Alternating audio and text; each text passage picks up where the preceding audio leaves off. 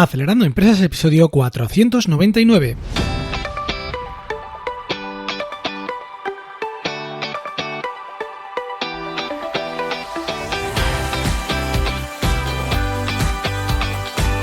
Buenos días amigos y bienvenidos a Acelerando Empresas, el podcast de lunes a viernes sobre las técnicas que aplicamos en las aceleradoras de empresas para ayudarte a conseguir el éxito en tus negocios.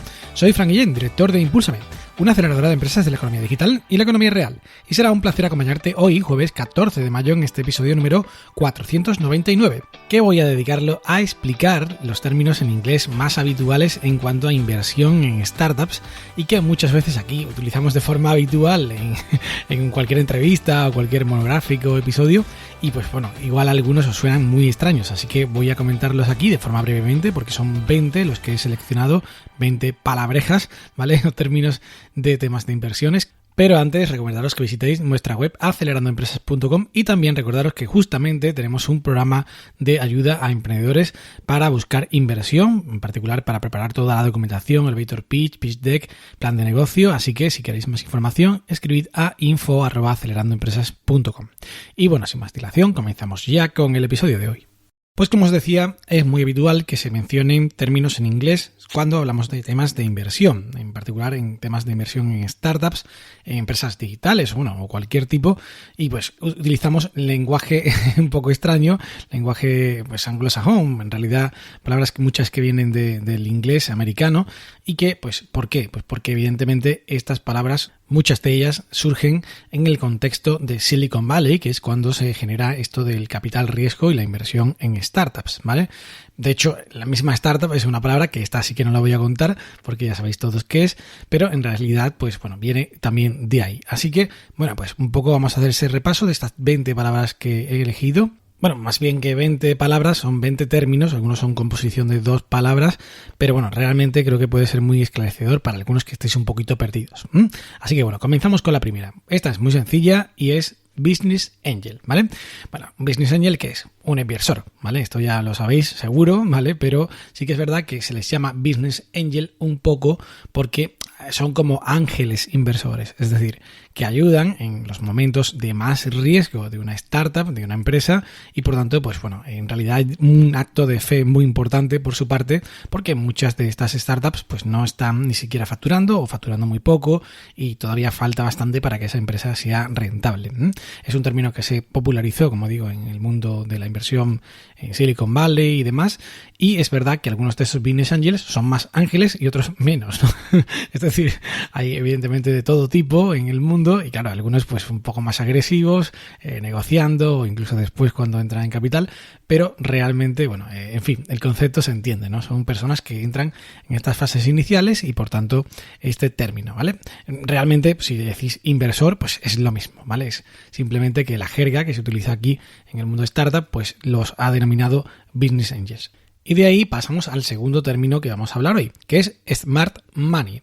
Porque algunos de estos inversores, de estos business angels, no solamente aportan dinero, sino que también aportan conocimientos o aportan red de contactos o aportan algo más allá del dinero. Por tanto, se les llama Smart Money a esa inversión que hacen porque no es solamente, como digo, el dinero puesto en la cuenta y ya me olvido de ti, sino que aporto mucho más. Algunos incluso se involucran en el consejo de administración o ayudan como advisors o, bueno, advisors, por supuesto, sabéis que son consejeros, ¿no? Asesores. Y bueno, pues desde luego creo que esto es muy interesante cuando conseguimos a alguien que no solamente aporta dinero, sino también, como digo, conocimiento, contactos, know-how en cualquier cuestión, y esto es algo muy interesante. Muy bien, pues nada, ya tenemos 2 términos y ahora vamos por el tercero. El tercero es Venture Capital o VC, ¿vale? Si lo decimos en inglés, son las siglas de VC, Venture Capital, ¿vale? Venture Capital es un inversor también, pero en este caso ya no es una persona individual, por decirlo así, que pone su dinero, sino realmente es un fondo, ¿vale? Es un fondo de capital riesgo que puede haber de muchas formas distintas, pero básicamente, para que lo entendáis, es como una conjunción de capital en una estructura empresarial que realmente se dedica a invertir en empresas. Entonces, este Venture Capital, ¿por qué se llama Venture? Porque realmente es un dinero que se arriesga, es decir, estas inversiones son arriesgadas.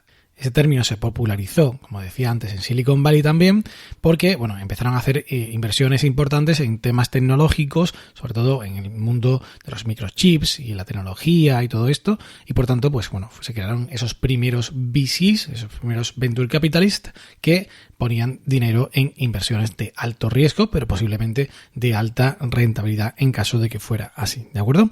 Así que bueno, pues ya tenéis otro término más y pasamos al cuarto término, que es equity, ¿vale?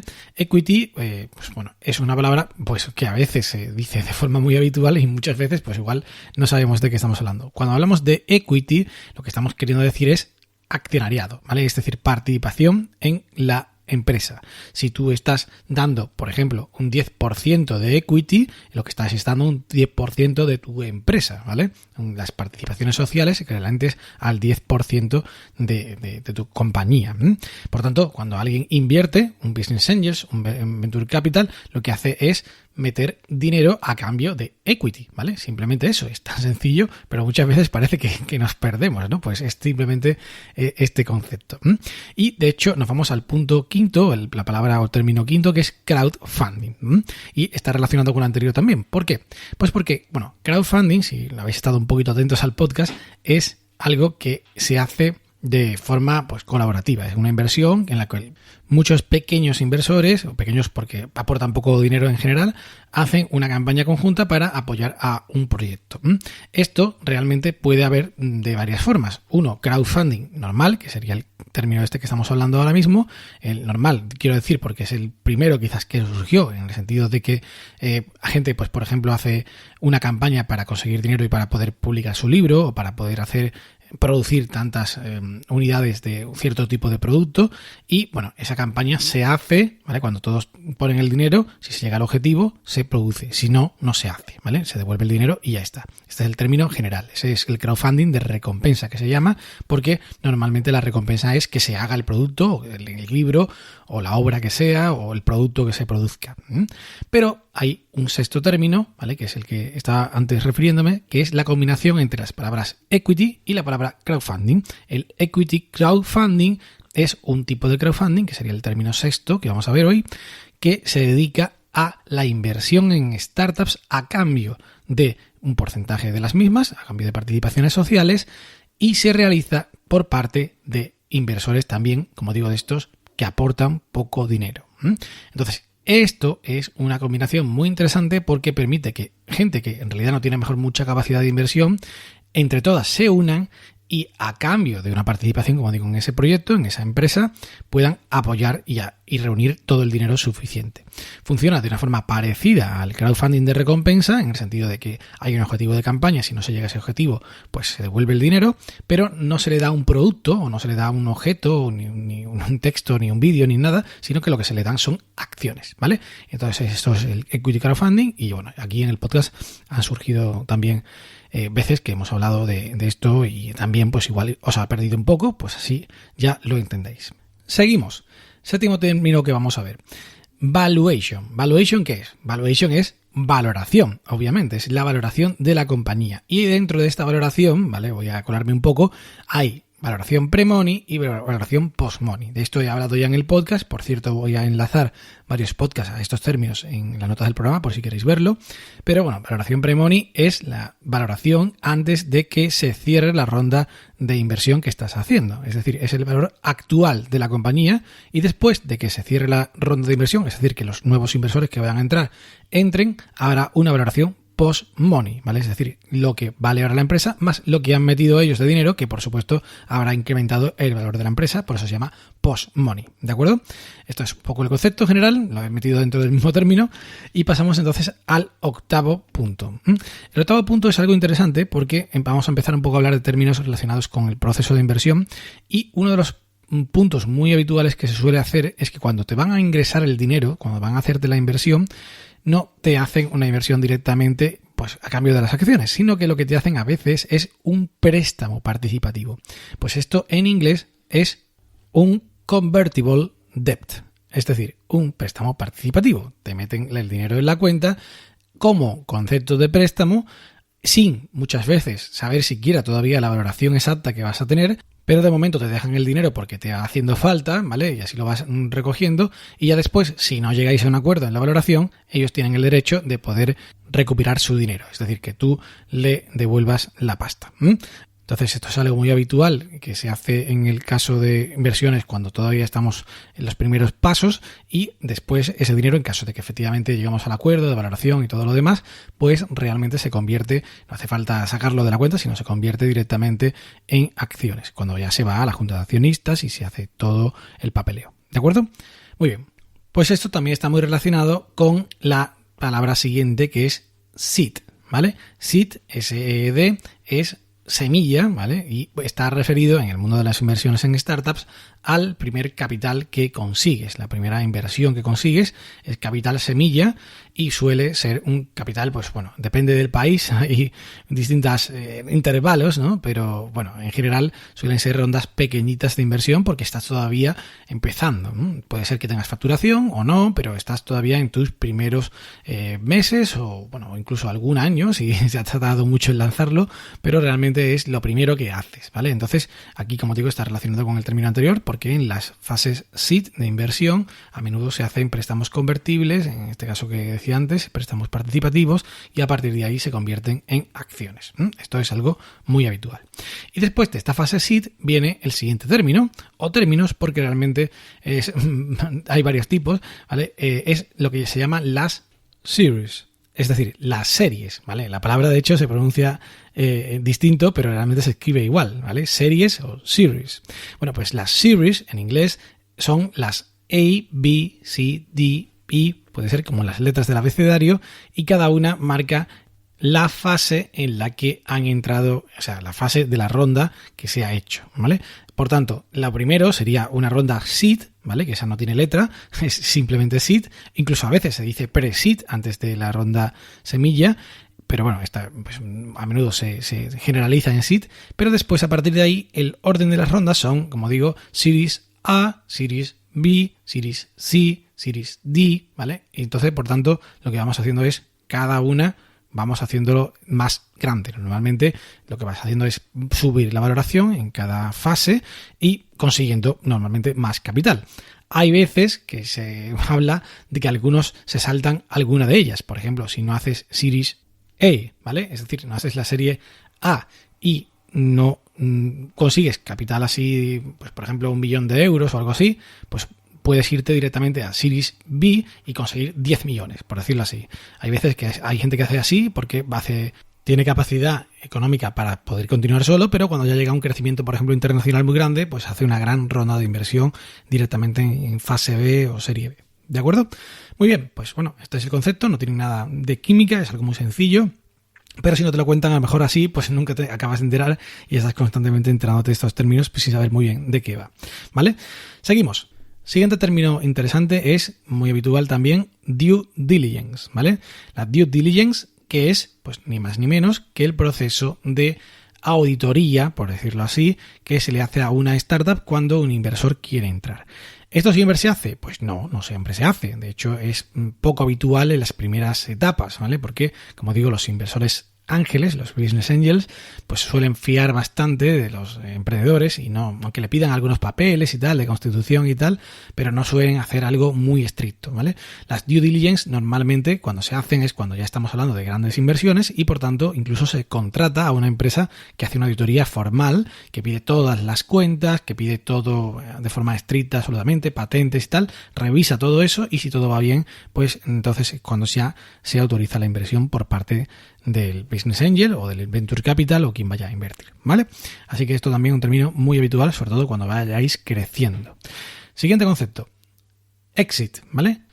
La palabra exit, ¿vale? Salida en inglés, pues efectivamente significa eso, la salida de un inversor de una empresa.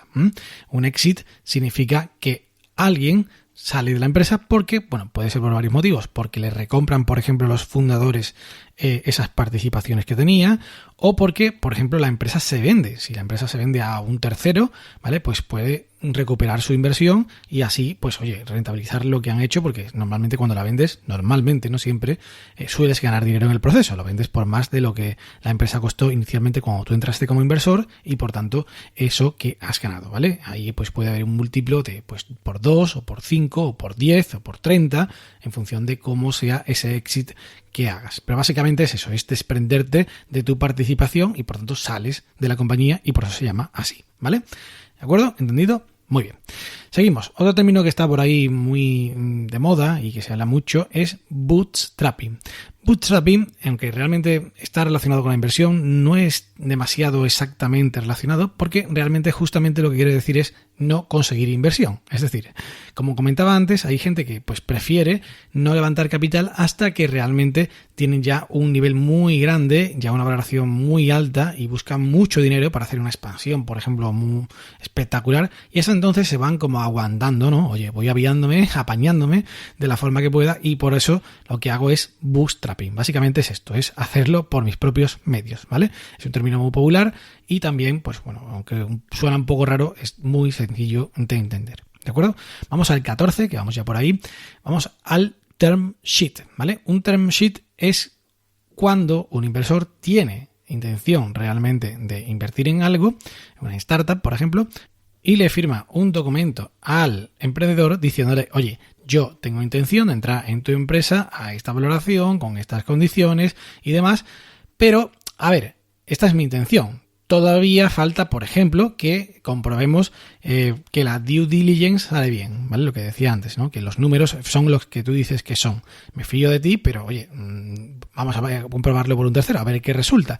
¿Y esto para qué sirve? Pues sirve para que, primero, tengas tú un poco de seguridad de que efectivamente estáis de acuerdo y que esa persona tiene, o inversor o venture capital, tiene interés en entrar, y también a menudo sirve para ir a otros inversores y enseñarle que efectivamente hay una carta de interés, que hay unos términos que ya pues se han pactado con otro y por tanto puede animar a otros a entrar, ¿vale? Aquí hay un concepto que hoy no lo he metido en esta lista, pero es el lead investor, es decir, a menudo si un lead investor, es decir, un inversor líder te firma un term sheet de que quiere realmente entrar en tu empresa, esto anima a otros muchos a que lo sigan, ¿vale? Porque un poco por imitación, el ser humano se siente más cómodo cuando alguien ya ha confiado en ti y por tanto esto es algo que es muy habitual que se hagan en las rondas de inversiones, ¿vale?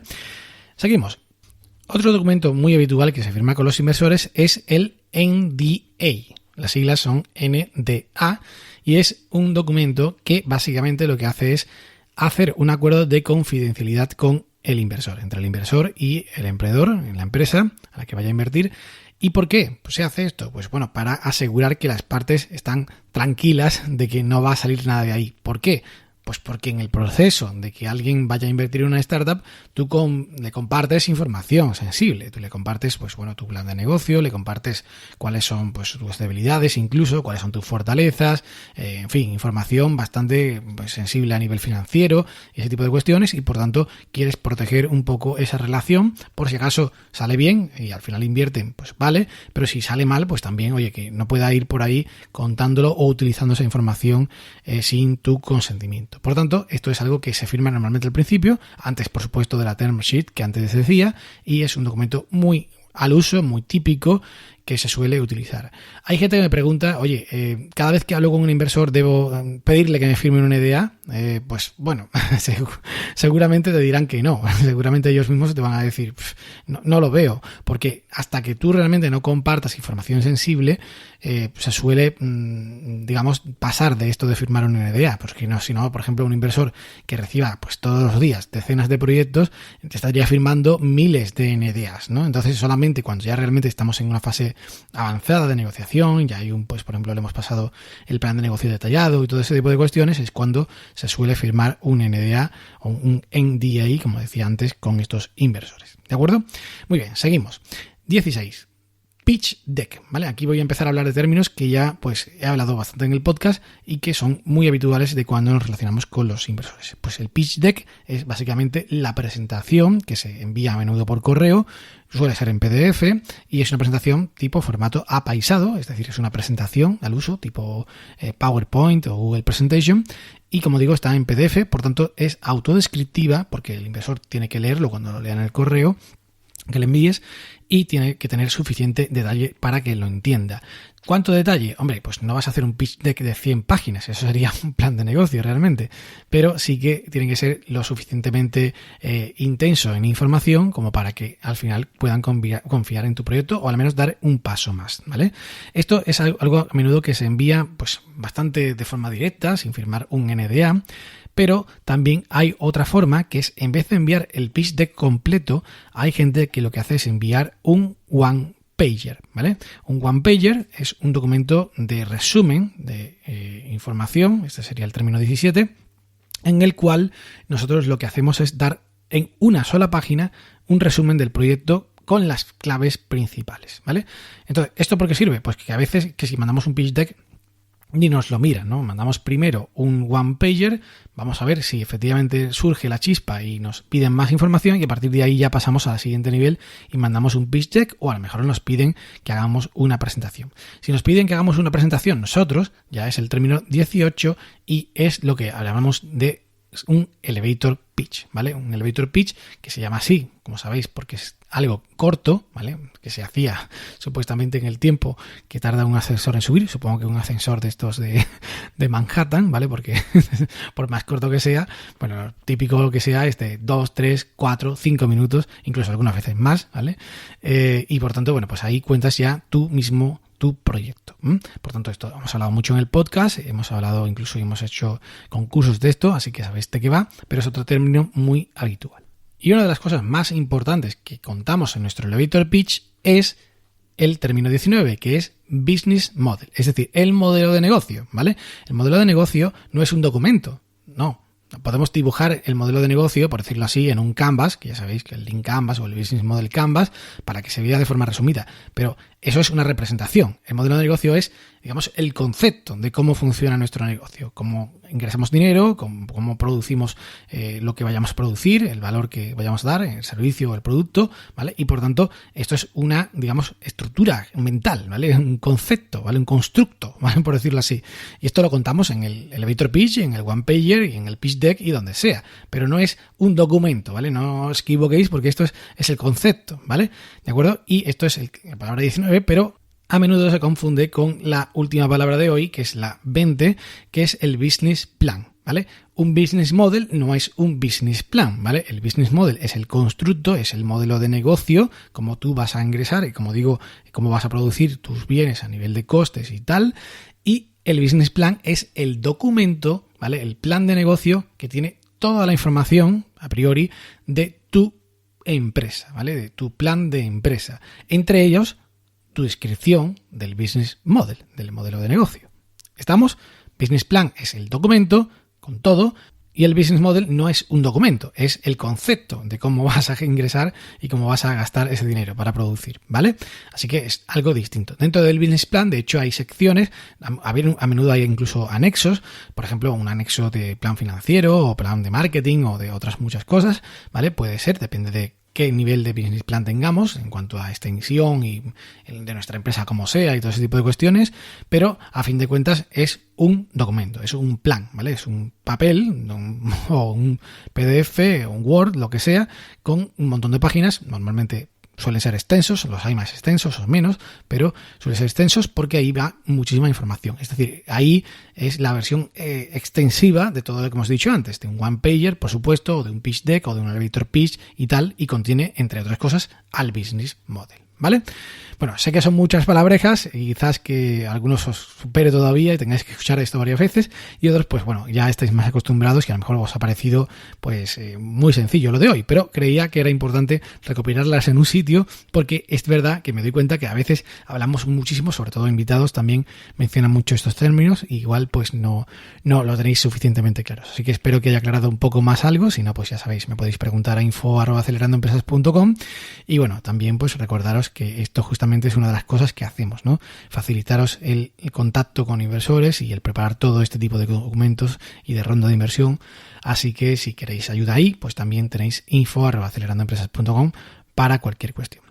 Y nada más, pues hasta aquí el programa de hoy. Muchísimas gracias a todos por estar ahí. Ya sabéis que podéis escuchar cada día este podcast en iTunes, iVoox, Google Podcasts, Spotify o Spreaker, y también recibir gratuitamente las notas del programa por email registrándoos simplemente en acelerandoempresas.com/suscríbete. Os agradezco muchísimo las reseñas, comentarios y valoraciones que me dais en iTunes y en iVoox, me hace mucha ilusión, y también cada vez que compartís un episodio como el de hoy, si os ha gustado, si os ha servido para algo en vuestras redes sociales. Que tengáis un maravilloso día. ¡Ánimo, emprendedores!